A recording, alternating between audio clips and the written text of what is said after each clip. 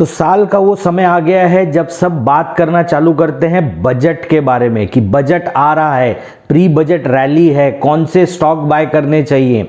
अब आप देखोगे कि ब्रोकरेजेस हाउस के रिकमेंडेशन आने स्टार्ट होंगे कि ये स्टॉक बजट से बेनिफिट कर सकते हैं।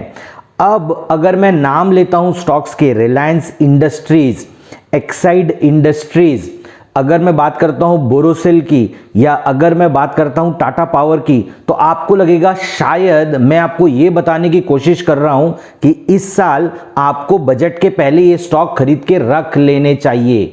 जी नहीं, ये स्टॉक पिछले साल के बजट के पहले मीडिया में छाए हुए थे कि बजट ऐसा आएगा, या आने के बाद भी कि बजट ऐसा आया है, आपको ये स्टॉक बाय करने चाहिए। तो आपको पता है इनके साथ में हुआ क्या है? तो बने रहिए मेरे साथ, क्योंकि आज के वीडियो में हम बात करेंगे कि क्या बजट के टाइम पे आपको स्टॉक्स खरीदने चाहिए, या ये एक डिस्ट्रैक्शन है, या एक बहुत बढ़िया अपॉर्चुनिटी है आपके पोर्टफोलियो को बनाने के लिए।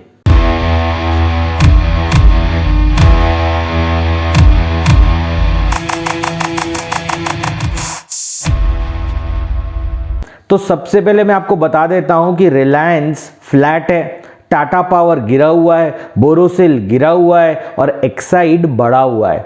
तो इससे हमको समझ में क्या आया? हमको इससे ये समझ में आया कि हम कितना भी प्रिडिक्ट कर लें कि बजट ऐसा आएगा, या बजट के बाद कि अब तो बजट आ गया है, ये सेक्टर बेनिफिट करेंगे, लेकिन हम एक चीज भूल जाते हैं कि अगर आप बजट के पहले ट्राई कर रहे हो स्टॉक्स को बाय करने का, तो पहली चीज आप प्रिडिक्ट कर रहे हो कि बजट कैसा आएगा, और उसके बाद आप प्रिडिक्ट कर रहे हो कि ये स्टॉक बेनिफिट करेंगे। देखिए, एंटरटेनमेंट के लिए बहुत अच्छा है, ईमानदारी से सोचिए, एंटरटेनमेंट के लिए बहुत अच्छा है, क्योंकि एक हफ्ता पहले से आपका एंटरटेनमेंट स्टार्ट हो जाएगा। बजट वाले दिन आप दिन भर बैठ के स्टॉक और बजट को देखोगे, और उसके बाद में क्या होगा, अगले एक हफ्ता आप उस बजट की चर्चा करोगे। इंटरटेनमेंट क्वोशंट बहुत है, नो डाउट बहुत है, बट मेरा ये कहना है आपको, इससे आपके पोर्टफोलियो पे इंपैक्ट क्या पड़ रहा है? तो आपके पोर्टफोलियो में जो इंपैक्ट पड़ रहा है वो पॉजिटिव बिल्कुल भी नहीं है, वो नेगेटिव है। कैसे नेगेटिव है, इस चीज को आप समझिएगा। बजट मतलब इवेंट। अब एक स्टडी की गई है जिसमें ये समझ में आया है, ये जो रिटेल इन्वेस्टर्स होते हैं, इनके पास जो स्टॉक फंस जाते हैं वो नॉर्मली कब बाय होते हैं? तब देखा गया कि एक बड़ी प्रोपोर्शन बाय होती है इवेंट के इर्द गिर्द। इसका मतलब क्या हुआ? देखिए, जैसे बजट एक इवेंट है, तो लोग क्या करते हैं कि एक्सपेक्टेशन में, और जो बहुत सारी कहानियां चल रही हैं उसको ध्यान पे रख के स्टॉक को बाय कर लेते हैं। अगर मैं कहता हूं क्वार्टरली रिजल्ट्स हैं, उसके आसपास वो बाय कर लेते हैं। अगर कोई बड़ा डिसीजन आने वाला है आरबीआई का, वो उसको भी प्रिडिक्ट करने की कोशिश करते हैं, और वहां पर भी वो फंस जाते हैं।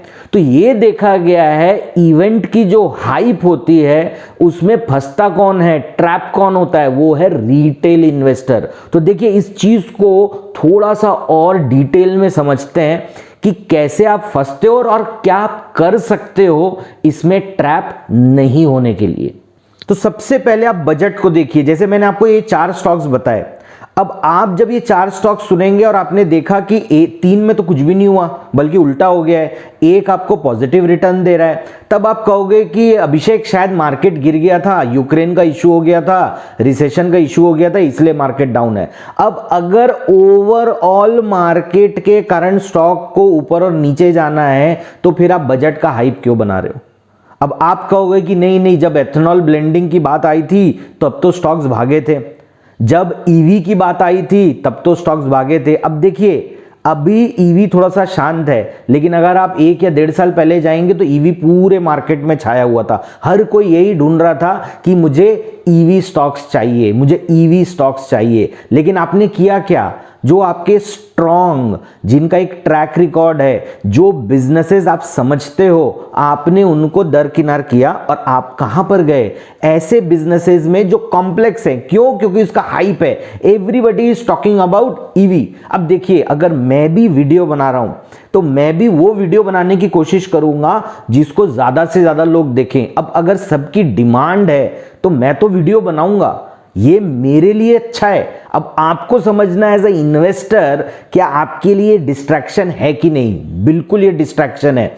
अब मैं आपको बोलता हूं 28 अक्टूबर 2022 मारुति जो है, मारुति का क्वार्टरली रिजल्ट आ रहा है। मारुति एकदम अपने ऑल टाइम हाई के आसपास पहुंच चुका है। फ्राइडे का दिन है। उसके बाद में होता क्या है, वो जो फ्राइडे की क्लोजिंग है रिजल्ट के दिन की, वो पिछले 3 महीने की हाई है, स्टॉक वहां से नीचे आ गया। लेकिन रिटेल इन्वेस्टर ने क्या देखा, 3 या 4 दिन से स्टॉक बढ़ रहा है, रिजल्ट थोड़ा सा ठीक ठाक आया है, मारुति एक अच्छी कंपनी है, उन्होंने वो स्टॉक को बाय कर लिया। अब आप एक चीज देखिए, अगर आप ये सोच रहे हैं कि सिर्फ रिजल्ट देख लेंगे और उसके बाद आपके पैसे बन जाएंगे, तो ये नहीं होगा। अब देखिए होता ये है, जब एनालिस्ट आते हैं मीडिया में, टीवी में आते हैं, प्रिंट में आते हैं, आज की डेट में तो सोशल मीडिया में कोई भी उठ के आपको एक वीडियो बना के दे सकता है कि देखिए ये स्टॉक है, उनके साथ में ऐसा ऐसा होगा। अब होता क्या है, वो बात किसके बारे में करते हैं, वो इंटरेस्ट रेट के बारे में बात करते हैं, इन्फ्लेशन के बारे में बात करते हैं, आरबीआई की पॉलिसी, फेड की पॉलिसी, डेमोग्राफिक शिफ्ट, कोई जियोपॉलिटिकल न्यूज है उसके बारे में वो आपसे बात करते हैं। और आपको ऑयल प्राइसेस, अब देखिए ऑयल प्राइसेस, ऑयल अगर $10-20 बढ़ जाता है तो लोग स्टार्ट कर देते हैं या तो ऑयल कंपनियों के बारे में या तो एशियन पेंट्स के बारे में। लेकिन आपको समझना होगा, ऑयल डायनामिक है, वो अप डाउन करता रहेगा, लेकिन कंपनियां इससे डायरेक्टली इंपैक्ट नहीं करती। देखिए क्या होता है ना, हम एज अ रिटेल ट्रेडर कोई भी उतार और चढ़ाव होने पे हम क्या ढूंढते हैं, हम ढूंढते हैं उसके पीछे के रीजन।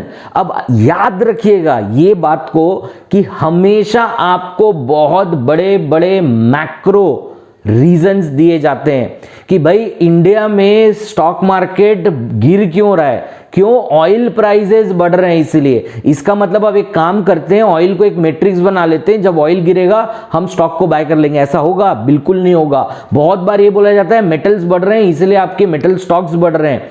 इसमें आधी अधूरी सच्चाई होती है। अगर आप थोड़ा सा अच्छे से पढ़ाई करेंगे आपको समझ में आएगा कि इतना भी कोरिलेशन नहीं है कि वो डे टू डे बेसिस पे इंपैक्ट डाले। लेकिन क्या होता है, एक रिटेल इन्वेस्टर्स को इनके लॉजिक बहुत तगड़े लगते हैं। तो लेकिन होता क्या है इससे, आप बात कर रहे हो मैक्रो फैक्टर्स की, मैक्रो फैक्टर्स आपके कंट्रोल में नहीं है।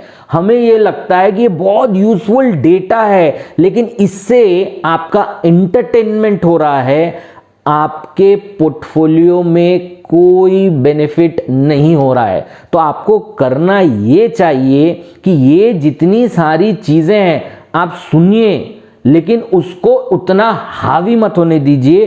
कारण क्या है, आपके हाथ में मैक्रो फैक्टर्स नहीं है, आपके हाथ में क्या है, आपके हाथ में है बिजनेस को स्टडी करना, कंपनी को स्टडी करना, वो आपका सब्जेक्ट होना चाहिए। ये बाकी सब आपके डिस्ट्रैक्शन के लिए।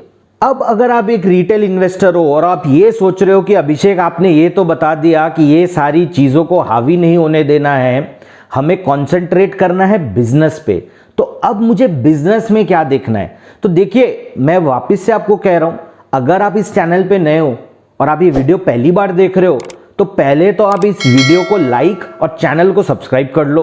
क्योंकि होता ये है, हमने बहुत सारे वीडियोस बनाए हैं पीई के ऊपर, प्राइस टू बुक वैल्यू के ऊपर, रिसेशन क्या होता है, इन्फ्लेशन क्या होता है, ये सारे वीडियोस आपको हमारे चैनल पे मिल जाएंगे। लेकिन अगर आपने सब्सक्राइब नहीं किया है तो आपको नोटिफिकेशन भी नहीं आएगा नए वीडियोस का।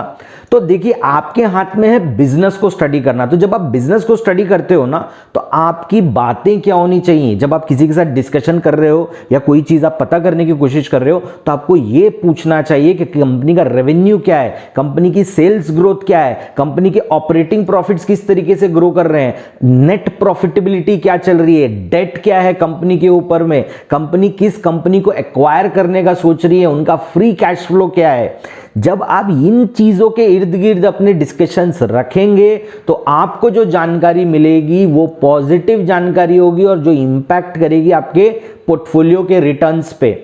लेकिन अगर आप न्यूज बेस्ड कहानियां करेंगे तो वो आपके पोर्टफोलियो को तकलीफ ही देगी, पॉजिटिव कभी भी नहीं होगा। इस चीज को आपको समझना है। ये ट्रैप्स होते हैं, जिस ट्रैप से आपको हटना है। आप कंपनी पे फोकस करो। इसे हम टेक्निकल भाषा में क्या करते हैं, हम कहते हैं इसे बॉटम अप अप्रोच। यानी मैंने कंपनी को सिलेक्ट किया है और अब मैं कंपनी को स्टडी कर रहा हूं क्या है। लेकिन क्या होता है, जब हमको कोई भी चीज एक्सप्लेन करनी होती है तब हम जाते हैं टॉप डाउन अप्रोच में।